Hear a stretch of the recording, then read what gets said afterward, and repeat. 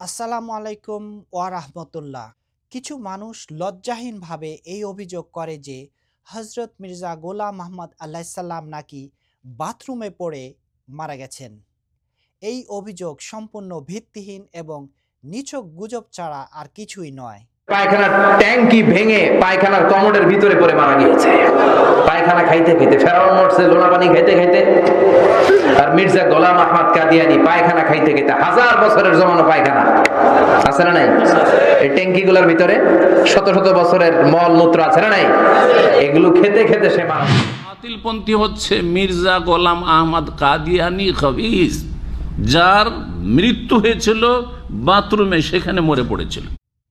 নাউজুবিল্লাহ মিন জালেক, হজরত মির্জা গোলাম আহমদ আলাইসাল্লামের মৃত্যু কখনোই এভাবে ঘটেনি। তার মৃত্যু সম্পর্কে আলেমরা যে বহু গল্প বছরের পর বছর সমাজে ছড়িয়ে দিয়েছে, সেগুলোর পুরোই গুজব এবং তাদের বানানো কথা। কাজেই যারা এতদিন আলেমদের এসব আজগবি গল্প শুনে আনন্দ পেয়েছেন, আজ সত্যটা জানার পর তারাই স্বীকার করতে বাধ্য হবেন যে তাদের ওই বানানো গল্পের পুরোটাই ছিল ভুয়া। কথা না বাড়িয়ে আসুন জেনে নেই হজরত মির্জা গোলাম আহমদ আলাইসাল্লামের ইন্তেকাল কোন পরিস্থিতিতে হয়েছিল। তারা বলে কাদিয়ানি কাফেরার জাহান্নামী, যেচে দেখো আমরা কি তাই। অতীতে আল্লাহর নবীরা যেমনভাবে মৃত্যুবরণ করেছেন, ঠিক তেমনইভাবে আল্লাহর ইচ্ছা অনুযায়ী দোয়ারত অবস্থায় পরিবার ও অনুসারীদের পরিবেষ্টনে তিনি ইন্তেকাল করেছেন। তার শেষ সময় সম্পর্কে প্রামাণিক বর্ণনা এসেছে তার পরিবার ও সাহাবীদের কাছ থেকে, যারা ঘটনাগুলোর প্রত্যক্ষ সাক্ষী ছিলেন। হজরত মসিহে মাউদ আলাইসাল্লাম 1908 সালের 29 এপ্রিল কাদিয়ান থেকে লাহোরে পৌঁছেন। এই সফরের উদ্দেশ্য ছিল তার স্ত্রীকে একজন বিশেষজ্ঞ চিকিৎসকের কাছে দেখানো। তিনি প্রথমে খাজা কামাল উদ্দিন সাহেবের বাসায় এবং পরে ডক্টর সৈয়দ মুহাম্মদ হুসাইন শাহ সাহেবের বাড়িতে ছিলেন। তারা দুজনেই হজরত মির্জা গোলাম আহমদ আলাইসাল্লামের অনুসারী ছিলেন। শেষ পর্যন্ত তার ইন্তেকালও হয় এই ডাক্তারের বাসায়, পরিবার পরিজনকে পাশে নিয়ে। তার পুরো শেষ মাস কেটেছে লেখালেখি, বক্তৃতা, দাওয়াত এবং অনুসারীদের সঙ্গে সাক্ষাৎ করে। তিনি জীবনে সবসময় মাইগ্রেন ও আমাশয়ে ভুগতেন। অতিরিক্ত পরিশ্রম ও ভ্রমণের চাপ তার শরীরকে আরও দুর্বল করে তোলে। আল্লাহ তাকে বারবার ওহির মাধ্যমে জানিয়ে দিয়েছিলেন যে তার মৃত্যু সন্নিকটে। 20 মে 1908 সালে তিনি আল্লাহর কাছ থেকে এই ওহি পান। বিদায়, তারপর আবার বিদায়, মৃত্যু সন্নিকটে। 25 মে রাতে তিনি তার শেষ গ্রন্থ পয়গামে সুলেহ বা শান্তির বার্তা বইটি লেখা সম্পন্ন করেন। এরপর তিনি নিজ ঘরে ফিরে গিয়ে দিনের শেষ নামাজ আদায় করে রাতের খাবার খান। এরপর তার আমাশয়ে দেখা দেয়, যা তার জন্য অস্বাভাবিক ছিল না। বাথরুম থেকে তিনি সোজা নিজের ঘরে চলে যান। সেখানে পরিবারের কয়েকজন সদস্য তার পা মালিশ করতে থাকেন। স্থানীয় রীতি অনুযায়ী তার খাটটি আঙ্গিনায় নিয়ে যাওয়া হয়। তিনি ঘুমিয়ে পড়েন। কিছুক্ষণ পর তিনি আবার বাথরুমে যান এবং সেখান থেকে ফিরে এসে অত্যন্ত দুর্বল হয়ে পড়েন। তিনি স্ত্রীকে ডাকেন। তার স্ত্রী তার পা মালিশ করতে শুরু করেন, কিন্তু তার অবস্থা আরও খারাপ হতে থাকে। তার স্ত্রী উল্লেখ করেন যে তিনি আবারও বাথরুমে যাওয়ার প্রয়োজন অনুভব করেন, কিন্তু এতটাই দুর্বল ছিলেন যে নিজে যেতে পারেননি। তাই ঘরেই ব্যবস্থা করা হয়। তার বমি বমি ভাব হয় এবং তিনি বমি করেন। তার স্ত্রী আতঙ্কিত হয়ে পড়েন, কিন্তু তিনি তাকে বলেন যে নিয়তিতে যা ছিল এখন তাই পূর্ণ হচ্ছে। হজরত মৌলভী হেকিম নুরুদ্দিনকে খবর পাঠানো হয়। সঙ্গে তার পুত্র মাহমুদকেও ডাকা হয়। ডক্টর সৈয়দ মুহাম্মদ হুসাইন শাহ এবং ডক্টর মির্জা ইয়াকুব বেগকেও আনা হয়। তারা ঔষধ দেন, কিন্তু তার অবস্থা আরও খারাপ হতে থাকে। তার কণ্ঠ ভারী হয়ে যায়, তবুও তিনি সেই শব্দগুলো পুনরাবৃত্তি করতে থাকেন। আল্লাহ মেরে পেয়ারে আল্লাহ, অর্থাৎ আল্লাহ আমার প্রিয় আল্লাহ। তার অন্যান্য সাথীদের তার অবস্থার কথা জানানো হয় এবং তারা ঘরে এসে উপস্থিত হন। পুরো রাত এভাবেই কেটে যায়।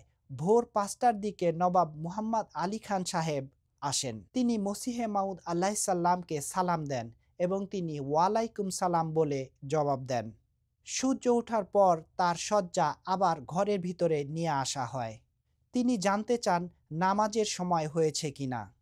তাকে জানানো হলো যে নামাজের সময় হয়ে গেছে। তিনি শয্যায় শুয়ে নামাজ আদায় করতে শুরু করেন, কিন্তু অজ্ঞান হয়ে পড়ে যান। কিছুক্ষণ পর চেতনা ফিরে এলে আবার নামাজ আদায় করার চেষ্টা করেন, কিন্তু আবারও অজ্ঞান হয়ে যান। এরপর তার উপর ঘুম ঘুম ভাব নেমে আসে, তবুও তিনি বারবার সেই বাক্যগুলো উচ্চারণ করতে থাকেন, আল্লাহ, আমার প্রিয় আল্লাহ। 1908 সালের 26শে মে সকাল 10:30 তিনি পরিবার পরিজন ও সাহাবীদের উপস্থিতিতে ইন্তেকাল করেন। এমন মৃত্যু কি নিন্দনীয় হতে পারে? যেখানে আল্লাহ আগেই ওহীর মাধ্যমে তার আসন্ন মৃত্যুর কথা জানিয়ে দেন। তিনি মৃত্যুর ঠিক আগে ইসলাম রক্ষার্থে একটি গ্রন্থ রচনা করেন। শেষ মুহূর্তগুলো কাটান আল্লাহর নাম উচ্চারণ করতে করতে, এবং পরিবার ও সঙ্গীদের দোয়ার মাঝে তার মৃত্যু ঘটে। এটি কত বড় সৌভাগ্যের মৃত্যু! এমন সুন্দর মৃত্যু কজনার ভাগ্যে হয়? তিনি টয়লেটে মারা যাননি, এই অভিযোগ সম্পূর্ণ মিথ্যা ও ভিত্তিহীন। ঐতিহাসিকভাবে স্পষ্ট প্রমাণিত হয় তিনি কয়েকবার বাথরুমে গিয়েছিলেন। 25 মে মাগরিব ও এশার নামাজের পর একবার, এবং একই রাতে রাত 11টার আগ পর্যন্ত আরও 3 থেকে 4 বার। এরপর তিনি মৃত্যুর আগের প্রায় 12 ঘন্টা আর বাথরুমে গেছেন বলে কোনো বর্ণনা পাওয়া যায় না। তিনি নিজের বিছানাতেই ইন্তেকাল করেন। কেউ প্রমাণ করতে পারবে না যে তিনি টয়লেটে মৃত্যুবরণ করেছিলেন। ইতিহাসে কোথাও উল্লেখ নেই যে তিনি বাথরুমে মারা গেছেন। তিনি কয়েকবার বাথরুমে গিয়েছিলেন, যা স্বাভাবিক ছিল। এরপর প্রায় 12 ঘন্টা টয়লেটে যাননি। কক্ষে টয়লেটের অস্থায়ী ব্যবস্থা করা হয়েছিল তার জন্য, আর নিন্দুকেরা এটাকে টয়লেটের গল্প বানিয়ে বাজারে বন্দরে প্রচার করছে যে তিনি বাথরুমে পড়ে মারা গেছেন। নাউজুবিল্লাহ। একজন অসুস্থ মানুষের কক্ষে টয়লেট ব্যবস্থা করা কোনো অপরাধ বা লজ্জার বিষয় নয়। আমাদের রাসূলুল্লাহ সাল্লাল্লাহু আলাইহি সাল্লামের জীবনীতেই আছে যে রাতের অসুবিধায় তার বিছানার নিচে কাঠের পাত্র রাখা থাকত। মৃত্যুর সময়ও তিনি সেই পাত্রে প্রস্রাব করেছিলেন। কাজেই যারা এ ধরনের অভিযোগ করে তারা বাস্তবে রাসূলুল্লাহ সাল্লাল্লাহু আলাইহি সাল্লামকেই অপমান করে। তিনি কলেরা রোগে মারা যাননি, কারণ কলেরা একটি অত্যন্ত সংক্রামক রোগ। যদি তিনি কলেরা রোগে মারা যেতেন তাহলে ডাক্তাররা তা নিশ্চিত করতেন। তাছাড়া সরকারি অনুমতিতে লাশ ট্রেনে পরিবহন করা সম্ভব হতো না। ডাক্তার কার্নিংহাম ও ডাক্তার মেজর সাদারল্যান্ডের জারি করা মৃত্যু সনদে স্পষ্টভাবে লেখা ছিল যে হযরত মির্জা গোলাম মোহাম্মদ আলাইহিস সালামের মৃত্যু কলেরা রোগে হয়নি। সব প্রমাণ, সমস্ত সাক্ষ্য এবং ডজনের বেশি প্রত্যক্ষদর্শীর বর্ণনা পরিষ্কার প্রমাণ করে হযরত মির্জা গোলাম মোহাম্মদ আলাইহিস সালাম স্বাভাবিকভাবে আল্লাহর স্মরণে পরিবারের সামনে ইন্তেকাল করেছেন। কলেরা, টয়লেট বা অপমানজনক মৃত্যুর সব অভিযোগই সম্পূর্ণ ভুয়া। সবকিছু শত্রুদের মিথ্যা প্রচার ছাড়া আর কিছুই নয়। প্রতিদ্বন্দ্বীরা যখন প্রতিশ্রুত মসিহ আলাইহিস সালামের মৃত্যুকে নিয়ে অপমানজনক দাবি তোলে, তারা বুঝতেই পারে না যে এর মাধ্যমে তারা আসলে অন্যান্য নবীদের সম্পর্কেও আপত্তির দরজা খুলে দেয়। নবী করিম সাল্লাল্লাহু আলাইহি সাল্লাম প্রতিশ্রুত মসিহ আলাইহিস সালাম সম্পর্কে ঘোষণা করেছিলেন যে তিনি আমারই কবরস্থানে সমাহিত হবেন। এই কথাটি ইঙ্গিত দেয় অন্যান্য দিকের পাশাপাশি তার মৃত্যুর ধরনও রাসূলুল্লাহ সাল্লাল্লাহু আলাইহি ওয়াসাল্লামের মৃত্যুর সাথে মিল থাকবে। হযরত মির্জা গোলাম মোহাম্মদ আলাইহিস সালামের মৃত্যু নিয়ে যে অভিযোগ ছড়ানো হয় তা প্রমাণহীন ও উদ্দেশ্যমূলক অপপ্রচার। প্রত্যক্ষদর্শী, পরিবারবর্গ, সাহাবী, চিকিৎসক এবং সরকারি নথি সবই নিশ্চিত করে যে তিনি স্বাভাবিকভাবে আল্লাহর স্মরণে পরিবারের সামনেই ইন্তেকাল করেছেন। টয়লেট বা কলেরা সংক্রান্ত গল্প একেবারেই ভিত্তিহীন।